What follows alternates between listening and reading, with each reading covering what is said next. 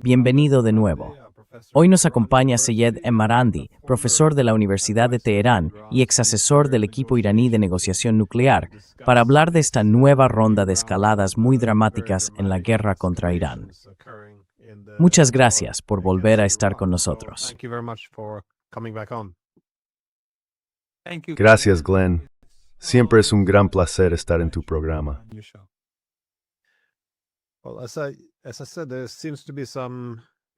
Bueno, como dije, parece que hay una ronda de escalada muy intensa. Primero, oímos hablar del ataque a la central nuclear de Bushehr. No alcanzó el reactor nuclear, pero estuvo lo bastante cerca como para generar preocupación sobre lo que podría ocurrir en un ataque de ese tipo en términos de contaminación nuclear. Hemos visto más asesinatos de dirigentes iraníes y, por supuesto, lo más reciente, una noticia de última hora, en las últimas 2 horas, parece ser este ataque en las zonas del sur de Teherán, donde se encuentra el mayor yacimiento de gas natural del mundo. Quiero decir, supongo que Irán tiene muchas formas de responder. ¿Cómo evalúas esta situación? ¿Hacia dónde crees que se dirige?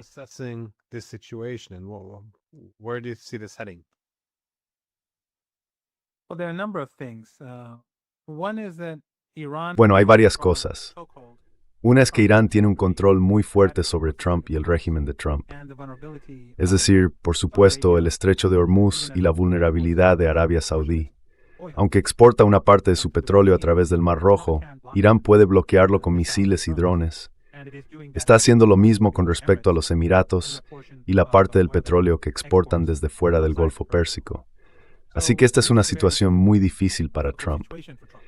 Y, como él mismo admitió antes, no pensó, o su administración no pensó, no me queda claro exactamente dónde está la culpa.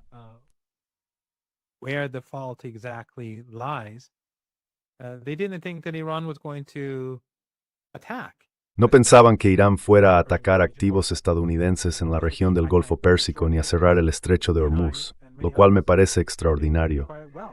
Tú y yo, y muchos otros, sabíamos perfectamente que algo así ocurriría.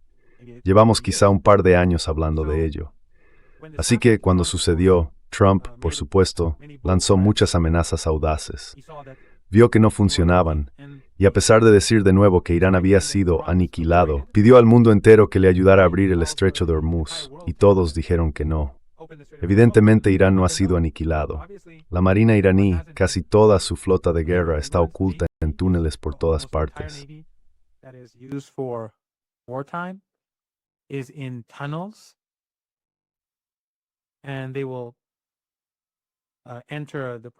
Y entrarán en el Golfo Pérsico, el Golfo de Omán y el Océano Índico cuando llegue el momento. Son lanchas rápidas con misiles, y las capacidades de misiles y drones de Irán parecen no tener fin. No han alcanzado ninguna de las bases subterráneas y no han logrado hacer nada respecto a las capacidades de producción de Irán. Así que Trump se encuentra en una posición muy difícil. Por otro lado, el régimen israelí quiere una escalada. Por lo que estoy viendo en Irán, el control operativo ha pasado de Estados Unidos al régimen israelí. Así que son los israelíes quienes dirigen la guerra. Ellos son los que eligen los objetivos, y Estados Unidos ha aceptado cooperar en los ataques contra ellos.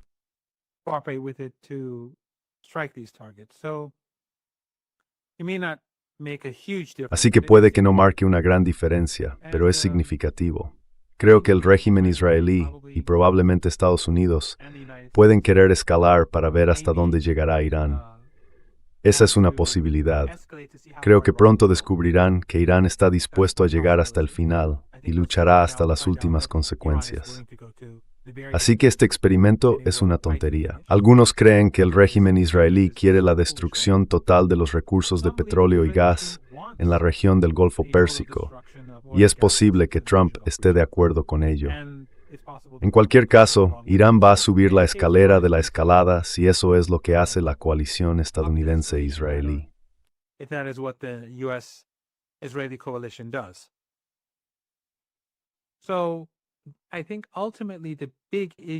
Así que creo que en última instancia, el gran problema es que Estados Unidos está atascado con el estrecho de Hormuz y que Irán realmente tiene todas las cartas.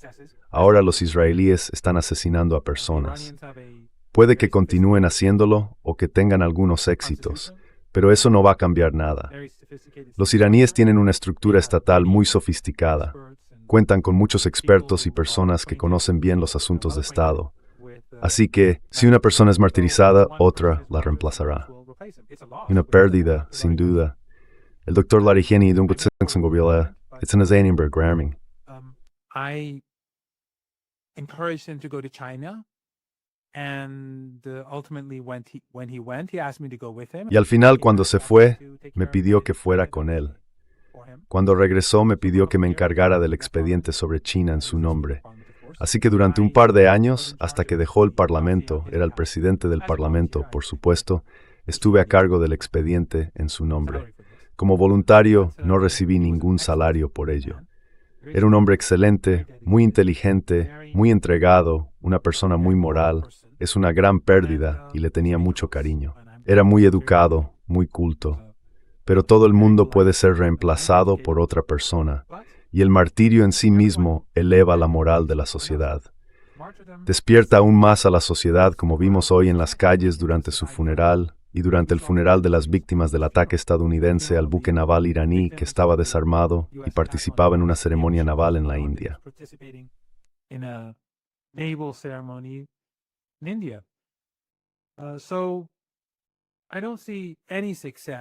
Así que no veo ningún éxito de verdadera importancia, porque obviamente no se puede decir que un asesinato no sea un éxito, pero no va a lograr los resultados que buscan.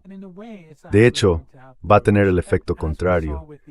Como vimos con el martirio del Ayatollah Khamenei, realmente movilizó a la nación de una manera que nunca había visto, ni siquiera durante los años 80. He presenciado cosas en Teherán personalmente y he visto imágenes y videos como nunca antes. Gente en las calles, multitudes enormes. Estuve allí el viernes.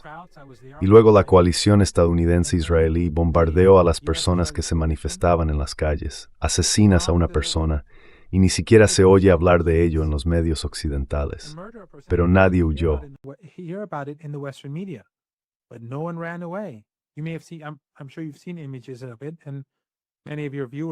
Estoy seguro de que has visto imágenes de ello, y muchos de tus espectadores también. Está en mi cuenta de Twitter. La gente se mantiene firme y se ha movilizado. Estados Unidos tenía un plan para llevar a cabo atentados terroristas anoche y disturbios, como hicieron hace un par de meses. Fracasó por completo. Había gente en las calles de Teherán y en todo el país, y no pudieron hacer nada. En general, creo que la guerra va muy bien para Irán. Es doloroso. Han asesinado a mucha gente, incluidos escolares. Han bombardeado hospitales. Hoy han bombardeado infraestructuras clave. Nada de esto nos alegra, es doloroso. Cuando asesinaron al Dr. Larihani, mataron a todos los vecinos de ese bloque de apartamentos. Pero Estados Unidos y el régimen israelí han fracasado hasta ahora.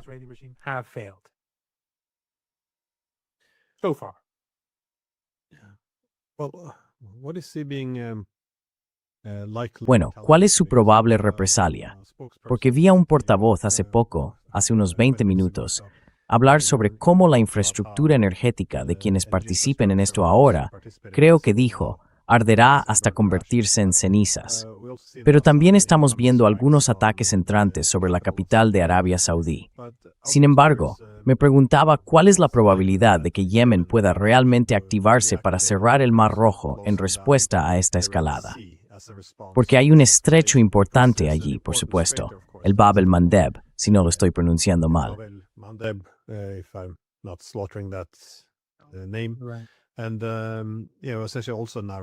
Y bueno, esencialmente también el estrecho angosto, que puede utilizarse para cortar el acceso al Mar Rojo.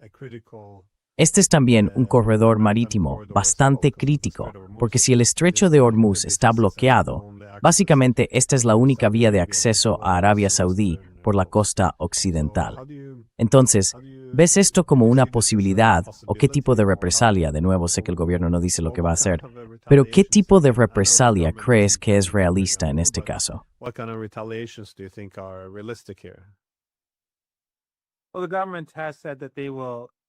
Bueno, el gobierno ha dicho que atacará las instalaciones de petróleo y gas en los Emiratos, Qatar y Arabia Saudí. Creo que para cuando veas este video, esa represalia probablemente ya habrá tenido lugar. Ya estamos oyendo que hubo un ataque en Qatar y en Arabia Saudí. Al parecer, los ataques en Arabia Saudí tuvieron como objetivo los depósitos de combustible para aviones de la Fuerza Aérea de Estados Unidos, porque los saudíes están profundamente implicados en esto, y cada vez está más claro que están animando a los estadounidenses a llevar a cabo estos ataques contra Irán. En el caso de Yemen, han dicho que entrarán en la guerra, y tendremos que ver cuándo ocurre eso. Obviamente las cosas dependen de cómo evolucione la escalada.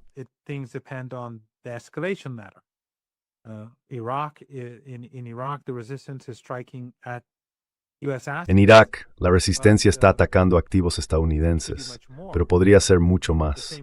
Es el mismo problema con Irán. Irán puede golpear con mucha más fuerza. Irán está subiendo la escalada en función de las acciones de Estados Unidos, Israel, o lo que yo llamaría la coalición de Epstein. Por ejemplo, hoy, cuando atacaron la infraestructura de Irán, las instalaciones de gas, fue algo a lo que Irán tuvo que responder. Irán no quiere provocar un colapso económico mundial. Esta guerra le fue impuesta a Irán.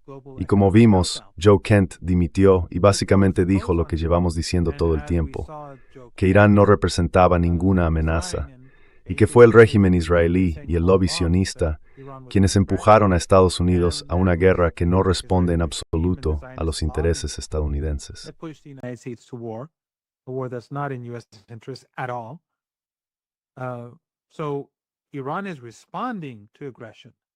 Así que Irán está respondiendo a la agresión y ha cerrado el estrecho de Hormuz para presionar a Estados Unidos, sus aliados y sus representantes. Pero si Estados Unidos decide destruir territorio iraní o instalaciones clave, entonces Irán hará lo mismo. Y entonces entraremos sin duda en modo de crisis en lo que respecta a la economía global. Porque más adelante, incluso si se pone fin a las hostilidades y se satisfacen las demandas de Irán, si no hay petróleo ni gas debido a los daños o la destrucción de las instalaciones, y si no hay petroleros, ¿de qué servirá? La crisis económica mundial será permanente, o al menos durará muchos años.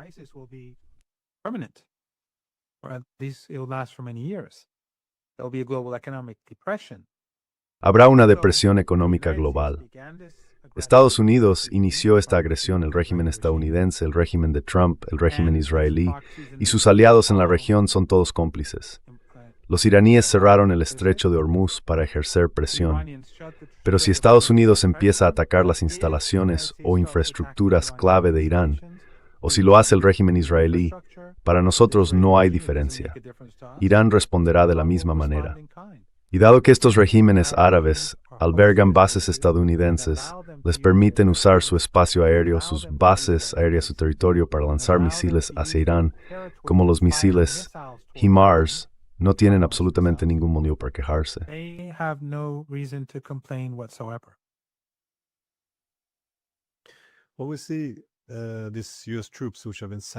Bueno, vemos a estas tropas estadounidenses que han sido enviadas a la región, y algunos hablan de poner tropas sobre el terreno. No estoy seguro de si eso significa en suelo iraní o si se pretende abrir el estrecho de Hormuz. Tampoco es irrealista que puedan utilizarse para invadir Yemen, quizá para asegurarse de que ese estrecho, manteniendo el acceso al Mar Rojo, permanezca abierto. ¿Cómo evalúas esto? ¿Crees que Estados Unidos podría llegar tan lejos? Envían Tepam ons Grow.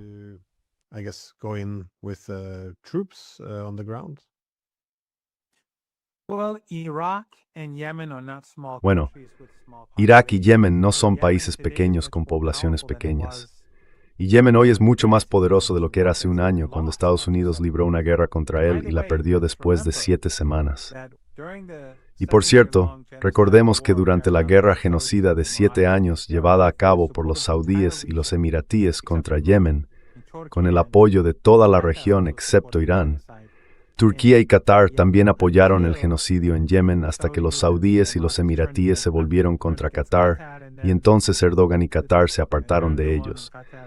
Pero todo Occidente y la región apoyaban el genocidio en Yemen, y después de 7 años fracasó.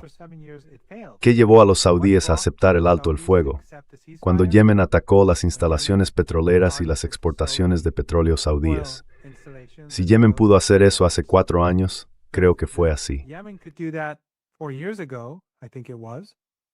it could definitely do it. Puede poner fin a las exportaciones de petróleo saudí que van al Mar Rojo y también puede cerrar el Mar Rojo.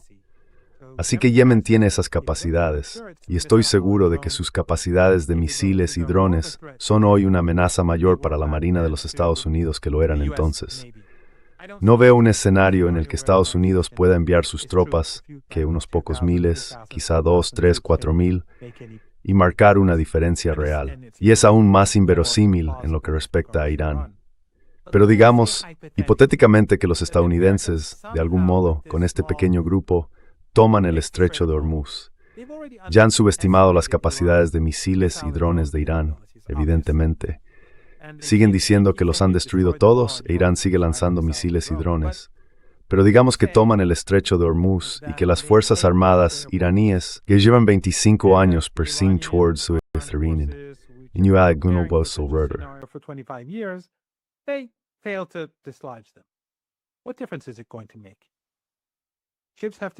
¿Qué diferencia va a suponer?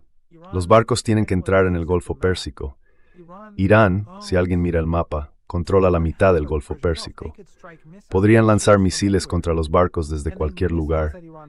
Y los misiles que dispara Irán no se lanzan desde la costa, se disparan desde cientos de kilómetros dentro del país. Así que pueden tomar el estrecho de Hormuz, e Irán aún puede destruir lo que quiera, ya sean barcos o instalaciones, como estamos viendo ahora mismo. O si quieren ir hasta el norte del Golfo Pérsico y tomar la isla de Jaraka, es una isla llana, entonces los iraníes pueden machacarlos en ese terreno plano. Sufrirán muchas bajas, pero aún así no van a abrir el estrecho de Hormuz al comercio.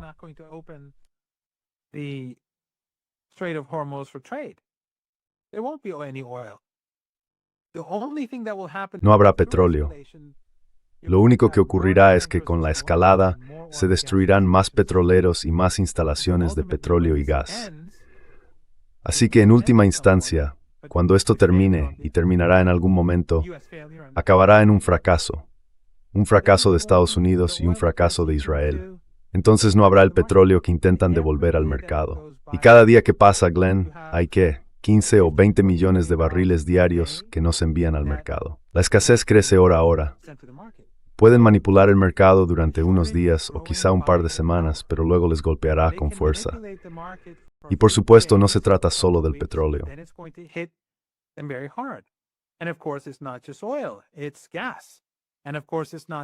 Es gas. Y por supuesto no se trata solo de gas. También son fertilizantes y productos petroquímicos. También se trata de importaciones y exportaciones, porque estas dictaduras familiares árabes son enormes mercados de consumo. Estados Unidos y los europeos tienen activos masivos en esta región, billones de dólares. Han invertido todo tipo de dinero en estas sociedades de consumo. Las pérdidas para Estados Unidos provienen del aumento de los precios de la energía, la escasez de energía y fertilizantes y la destrucción de sus activos. Muchas de las armas que Estados Unidos vende van a parar a estos países y ni siquiera saben cómo usarlas porque no tienen fuerzas militares competentes. Son solo, 350,000 o 400,000 personas.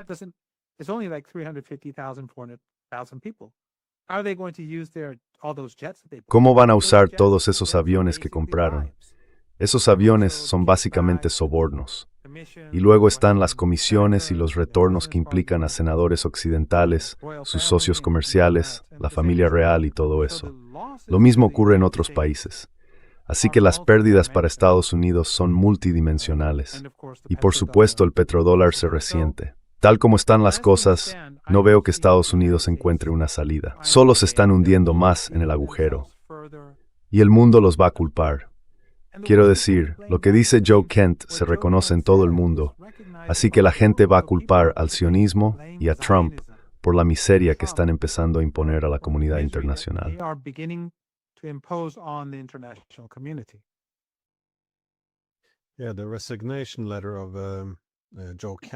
Sí, la carta de dimisión de Joe Kent se ha leído ya decenas de millones de veces en Internet.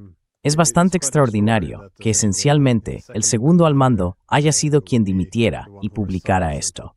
Demuestra que la narrativa de esta guerra no va bien.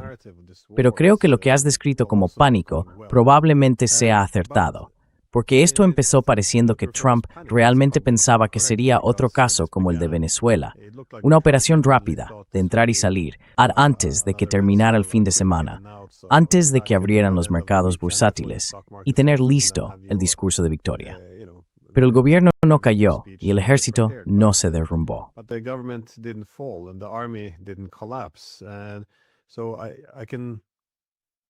Parece que hay incertidumbre sobre qué otras cartas se pueden jugar.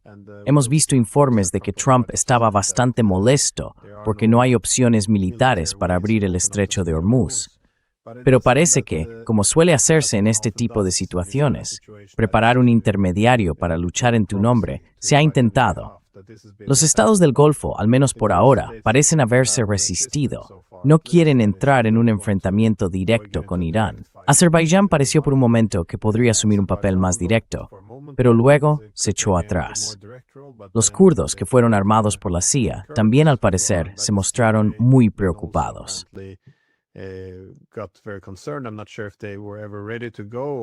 No estoy seguro de si alguna vez estuvieron realmente preparados para actuar, o si simplemente no querían apostar por el caballo perdedor. Pero incluso los aliados de Estados Unidos, la OTAN y los de Asia Oriental, no quisieron unirse a esta misión. No estoy seguro de cómo lo habrían hecho, pero se hablaba de un convoy para intentar abrir el estrecho de Hormuz.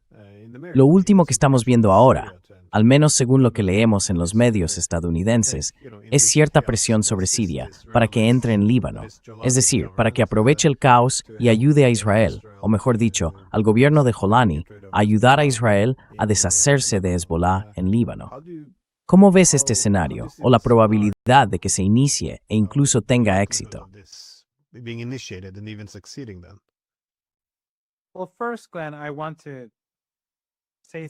Bueno, primero, Glenn, quiero decir algo, y luego hay varias cosas que tenemos que analizar aquí. Una es que ya sabes, la gente en Occidente, en el ámbito dominante, siempre ha caído en dos tipos. Uno dice, vamos a acabar con ellos, y el otro dice, son malos, pero esto no es una buena idea. En mi opinión, todos son iguales. Y la razón por la que digo esto es que, no voy a dar nombres, pero uno de tus invitados que vino hace unos días era de ese tipo. Torgeles honestos sobre Mahsa Amini. Dijo que fue asesinado. No hay pruebas de eso. Las imágenes están disponibles. Y el informe médico dice que tenía una afección, no hay pruebas de eso.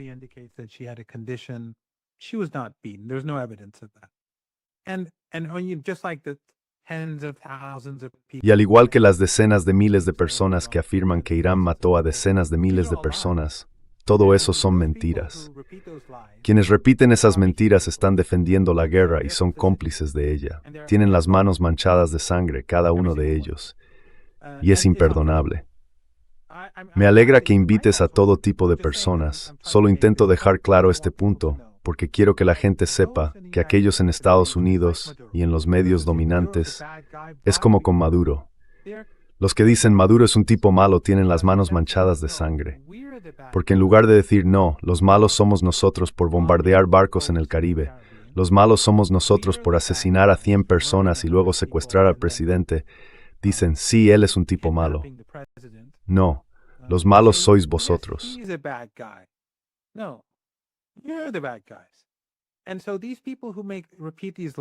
Y así, estas personas que repiten esas mentiras creo que por lo general solo quieren ser relevantes en el ámbito dominante, o son algunos de esos izquierdistas europeos. En el sur global no son así en absoluto, pero en Europa son muy hostiles hacia Irán. Tienen ese odio antiguo e irracional, porque para algunos de ellos el único movimiento revolucionario posible es el suyo propio. Y así obviamente la revolución islámica de Irán es medieval, retrógrada y malvada. Y los mulás, ya sabes, están locos y oprimen a las mujeres y todo ese sinsentido que llevamos oyendo desde hace 47 años. Pero durante los últimos 18 o 19 días, desde el comienzo de la guerra, hemos visto a millones de percalles.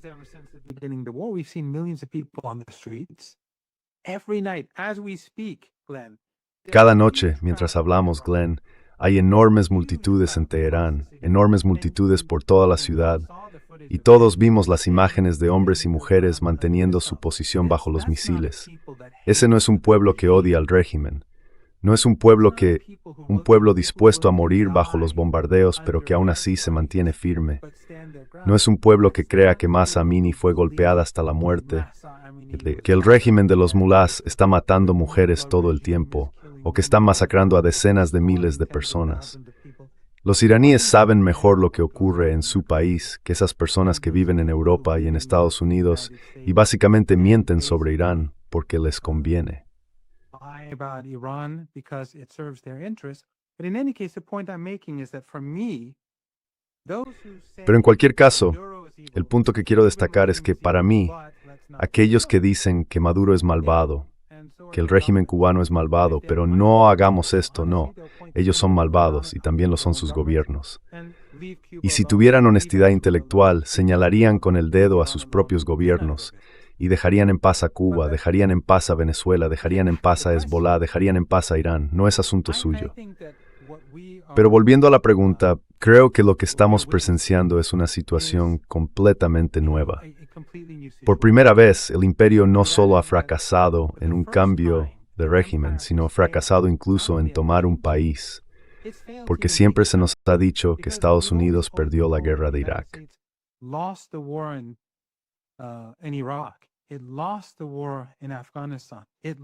Perdió la guerra en Afganistán, perdió la guerra en Vietnam, pero en el caso de Irán, ni siquiera ha sido capaz de tomar las partes ocupadas del país.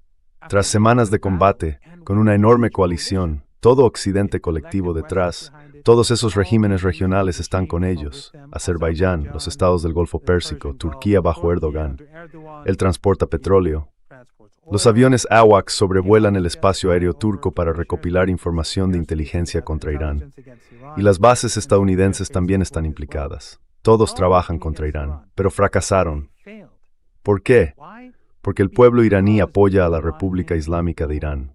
Hoy, ayer, hace 2 semanas, hace 2 meses, hoy están más movilizados, más unidos.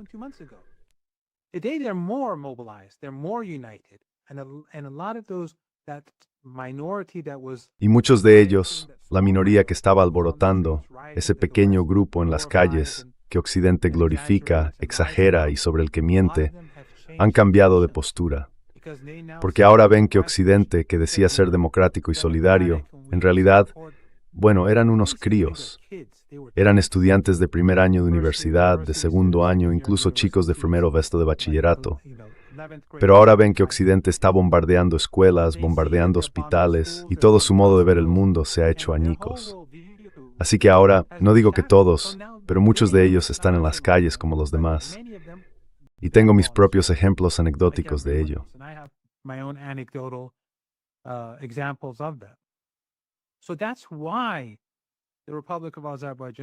Por eso la República de Azerbaiyán nunca se atrevería a atacar a Irán. Quiero decir, mira las imágenes de la gente en las calles de Tabriz, de Ardabil, de Urmia, de Marand, otra ciudad azerí. Tomarían el control de la República de Azerbaiyán en una semana. Derrocarían al régimen, los iraníes. Y lo mismo ocurre con esos grupos terroristas kurdos, porque los iraníes han advertido al gobierno kurdo semiautónomo del norte de Irak que, si permiten que esas personas, esos terroristas, nos ataquen en nombre de sus amos, la CIA y el Mossad, porque eso es lo que son esos grupos, están controlados por agencias de inteligencia occidentales e israelíes. Entonces os destruiremos.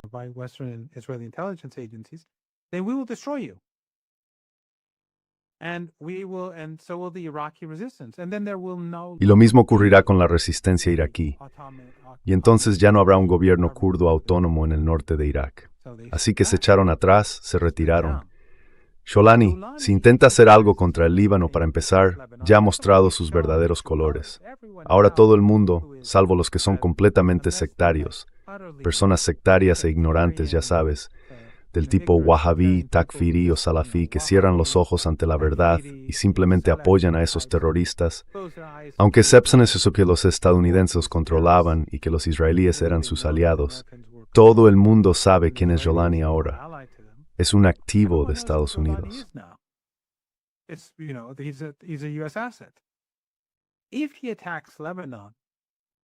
Si ataca Líbano, la resistencia iraquí se moverá hacia Siria e Irán lo destruirá a él y a sus comandantes con drones y misiles. No necesitamos los drones y misiles de largo alcance que usamos para atacar a Israel. Podemos hacerlo con otros de menor alcance, diferentes tipos de misiles y drones, igual que lo que estamos haciendo en el Golfo Pérsico. Así que tampoco creo que vaya a hacerlo. En última instancia, Estados Unidos ha fracasado en utilizar terroristas dentro de Irán. Puede que intenten algo en los próximos días o semanas, pero fracasará. Incluso si matan a una persona, lo exagerarán enormemente.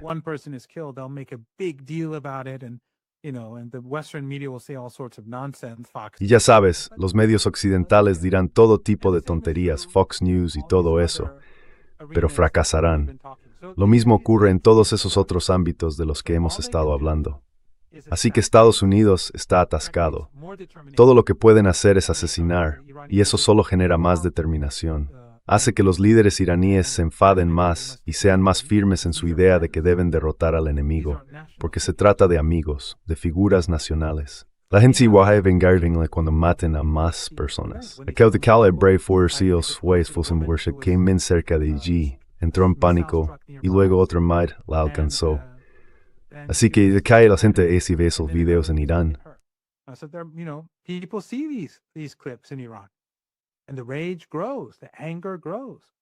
Y la rabia crece, la ira crece. Hoy estuve en el funeral, una multitud enorme por el doctor Larihani y los oficiales navales. Y no soy un funcionario del gobierno, solo estoy en la Universidad de Teherán, pero la gente me ve en línea. Rara vez aparezco en la televisión iraní. Y aún así se me acercan y me dicen, los líderes deberían protegerse más. Dicen que son demasiado valientes. Lo viste el viernes en el día de Quds, el día de Jerusalén.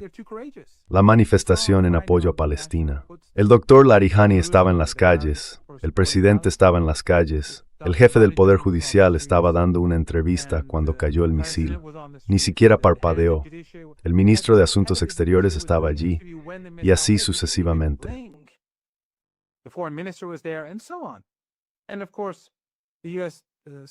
Y por supuesto, el secretario de Guerra de Estados Unidos los llamó ratas escondidas en sus agujeros, pero la gente vio la realidad. Saben quiénes son los verdaderos cobardes. Así que ya sabes, la gente me decía que pensaban que yo tenía acceso o que podía decirles a los líderes que no salieran a las calles, que no fueran al funeral. Exigían que los líderes no asistieran al funeral. Literalmente, cientos de personas dijeron esto de una forma u otra. Yo simplemente caminaba entre la multitud y la gente me detenía todo el tiempo. Esta es una nación unida. Pueden asesinar, pero no les va a servir de nada. Solo va a empeorar las cosas para ellos. Pueden bombardear la infraestructura iraní, la infraestructura crítica.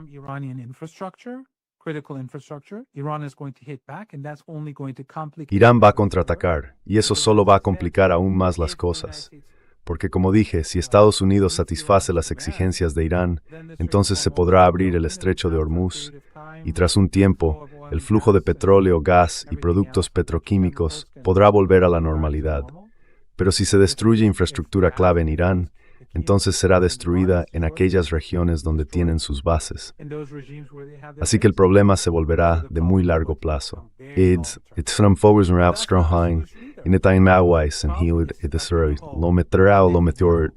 Los sionistas Netanyahu Epstein han creado una crisis global.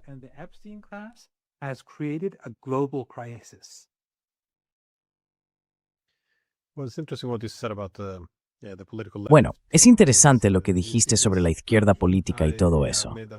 Verás, hice un comentario antes, no aquí, sino en otro lugar, de que después de la Guerra Fría, especialmente, aparecieron estos nuevos conservadores en la derecha que aspiraban a la seguridad a través de la hegemonía o el imperio.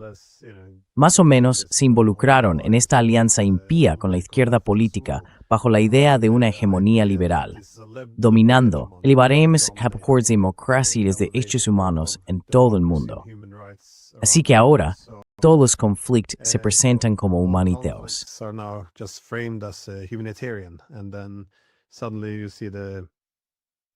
Y entonces de repente ves a los antiguos, personas que antes defendían la paz en la izquierda, diciendo ahora que bueno, La paz significa que no podemos apoyar a esos autoritarios. Así que por eso Maduro, los rusos, Irán, todos son regímenes, están deslegitimados y nunca pueden ser apoyados. Pero como sugerías, una vez que son denunciados, ya han hecho, indirectamente, el argumento a favor de la guerra. Incluso cuando se les dice a las personas de izquierda que se trata de liberar a las mujeres, de repente se suman a la guerra. También se ve esto con la guerra de Ucrania. En la izquierda política, las personas que tradicionalmente son las primeras en asumir la causa de la paz, no están hablando de diplomacia.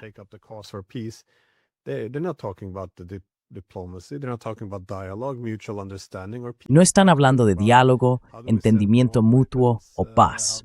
Están hablando de cómo enviar más armas, de cómo cerrar, ya sabes, los medios del oponente. Y sí, de eso es básicamente de lo que están hablando. Todo el concepto de paz se ha pervertido en gran medida. Me gusta Jeffrey Sachs por esta razón. Fue a hablar ante el Consejo de Seguridad de la ONU. Esto fue antes del ataque a Venezuela. Y comenzó diciendo, no estoy aquí para discutir el carácter del gobierno venezolano. Eso no viene al caso. Estamos hablando de lo que Estados Unidos planea hacer. Y quería dejar todo eso de lado, porque una vez que entras en ese terreno, o apoyas esto y te condenamos, o también condenas y entonces justificas la guerra.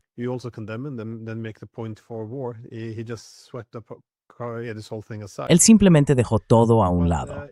Pero quería preguntarte sobre algo que dijiste.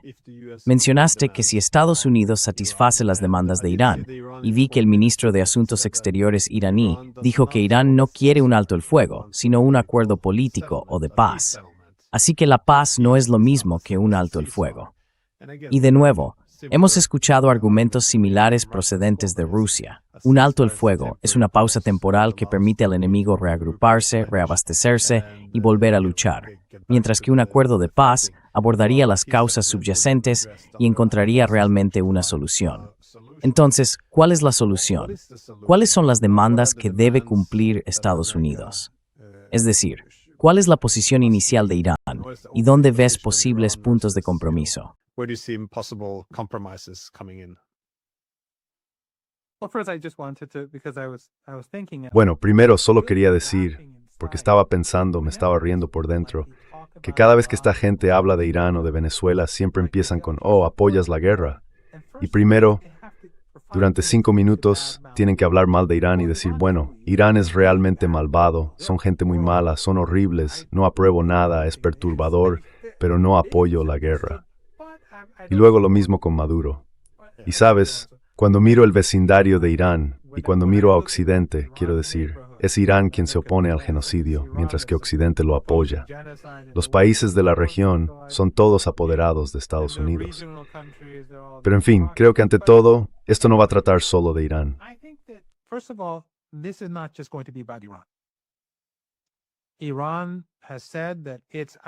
Irán ha dicho que sus aliados en la región deben estar incluidos en cualquier cese de hostilidades.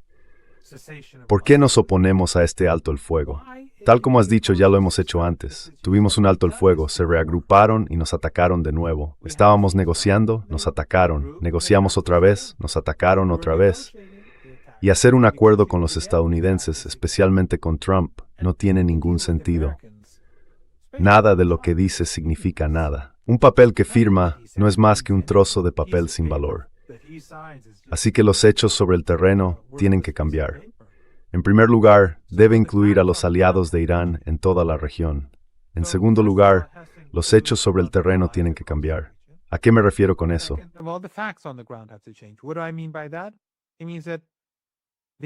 Significa que el Golfo Pérsico debe reestructurarse. La seguridad del Golfo Pérsico tiene que organizarse de manera que Irán ya no se sienta amenazado por Estados Unidos.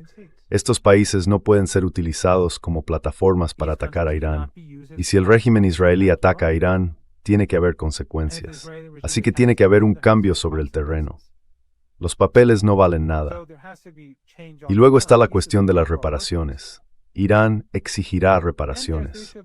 La seguridad del Golfo Pérsico en el futuro será diferente a la del pasado. Estas dictaduras familiares árabes, si sobreviven, tendrán que enfrentarse a una nueva realidad y quedarán gravemente debilitadas. ya están gravemente debilitadas.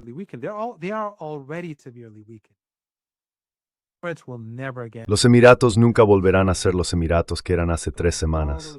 Eso se acabó. Todos esos multimillonarios no van a volver, lo cual es algo bueno. Quiero decir, en un mundo cuerdo no debería haber multimillonarios, pero, en fin, no van a volver. Y lo mismo ocurre con el resto de esos pequeños regímenes de la región. Así que ya sabes, Irán ha venido para quedarse, y después de casi 3 semanas hemos visto que los estadounidenses son incapaces de derrotar a Irán. En última instancia, Estados Unidos va a tener que... Irán está preparado para una guerra muy larga. Y mientras hablamos, Irán está produciendo más misiles. No sé si está produciendo más drones, porque ni siquiera tiene espacio para drones. Toda su Tepsrat Thumber es de Sinks. Están más que preparados para continuar durante años. Esta no es una guerra que Estados Unidos pueda ganar. Luchamos contra Saddam Hussein durante 8 años y ahora la gente en Irán está preparada. Antes de la guerra, todos estaban preocupados por lo que podría pasar. Ahora que hay una guerra, la gente dice, hagámoslo, terminémoslo, derrotémoslos, tenemos que ganar esto. Todo el mundo entiende que un alto el fuego es inútil. La gente en las calles lo sabe porque esto no fue hace 20 años, fue hace 9 meses, y ambos fueron ataques no provocados. En otras palabras, la gente en Irán, al igual que la gente en todo el mundo, reconoce que Estados Unidos es... Quiero decir, a menos que alguien vea los medios de comunicación occidentales convencionales, especialmente Fox News y esos otros locos, Newsmax, o como se llamen.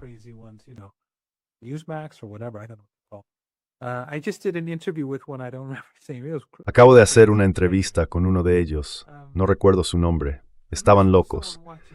Pero en fin, a menos que alguien vea ese tipo de tonterías, todo el mundo sabe que negociar con Trump es inútil.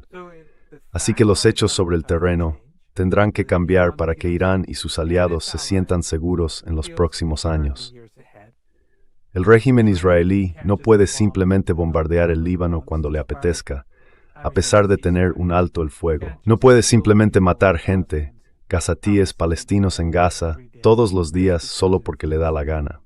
Así que los hechos sobre el terreno tienen que cambiar, tiene que ser inclusivo y tiene que haber reparaciones. Puede que haya otros asuntos y por supuesto pueden negociarlos de distintas maneras. Pero en última instancia, Irán no va a aceptar una situación en la que pueda ser atacado de nuevo en unos meses.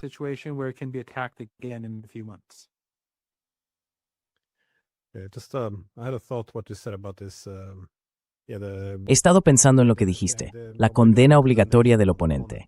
He participado en muchas entrevistas y debates y casi siempre empiezan con la misma pregunta. ¿Condenas a Putin? ¿Condenas a Irán? ¿Condenas a Hamas? Ya sabes, esa es la pregunta inicial. Es muy ingenioso, porque si uno duda, ya se da por hecho. Bueno, ya sabes, existe esa falsa dicotomía. O te alineas con la postura moral del entrevistador o estás con el otro bando. Y si no respondes afirmativamente a esa primera pregunta, no te dejan pasar el filtro como alguien legítimo, alguien a quien realmente puedan escuchar.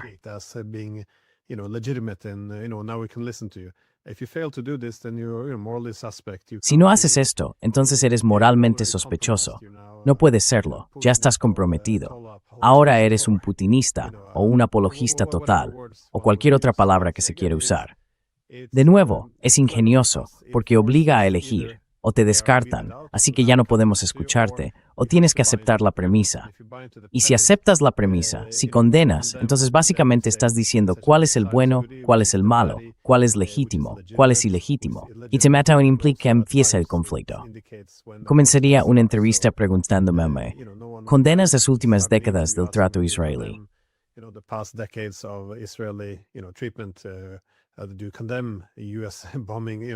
¿Condenas los bombardeos de Estados Unidos? No es así como se pretende. Siempre va en una sola dirección, y es manipulador, pero muy eficaz. A la gente le cuesta mucho superar esa línea de salida. Solo una última pregunta, sin embargo. No recuerdo quién fue. Había un portavoz, creo que del gobierno iraní, o quizá era el ministro de Asuntos Exteriores, ya me confundo, que dijo que no hay vuelta atrás a cómo eran las cosas en lo que respecta al estrecho de Hormuz. ¿Cómo interpretas eso? No estoy seguro de si lo oíste, pero estarán condicionadas en el futuro las vías navegables, la accesibilidad. ¿Qué crees que quiso decir con eso? Perdona, es mucha especulación. Sorry, a lot of I think you're speculation. right. No. No, creo que tienes razón. Creo que el ministro de Asuntos Exteriores dijo eso. Creo que otros también lo dijeron.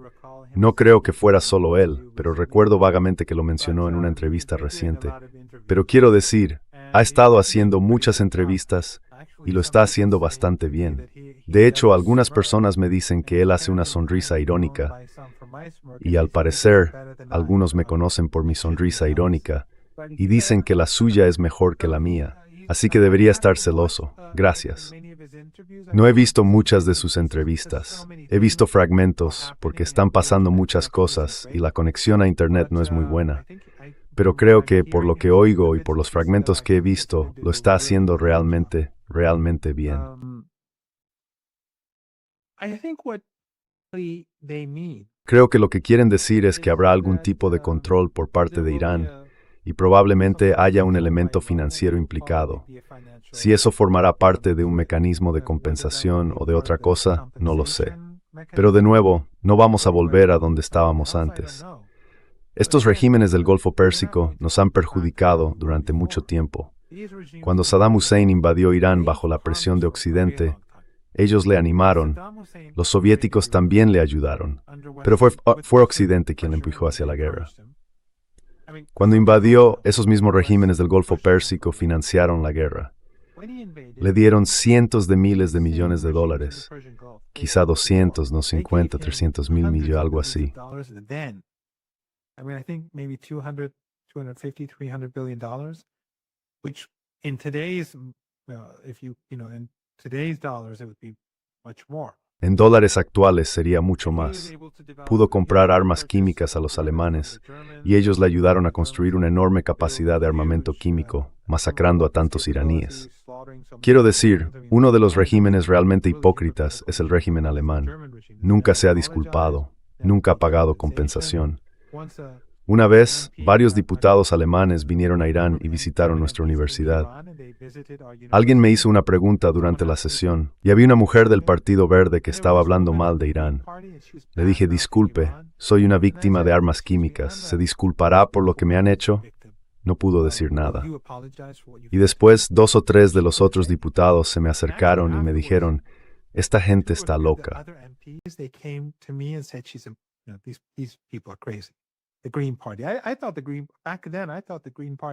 El Partido Verde. En aquel entonces pensé que el Partido Verde sería diferente, porque no conocía muy bien la política europea. Esto fue más o menos en 2009. Sí, fue en 2009 cuando vino aquella delegación. De todos modos, esas armas químicas, gran parte de la financiación provenía de esos países. Apoyaron a Saddam Hussein, los perdonamos después de la guerra y normalizamos las relaciones. Y luego empezaron a construir bases. Esas bases se utilizaron en la guerra anterior contra nosotros, para ayudar a los israelíes a defenderse y a los estadounidenses a defender el régimen israelí con sistemas de radar y apoyo a sus acciones ofensivas contra Irán. Y, por supuesto, el ataque estadounidense a Irán.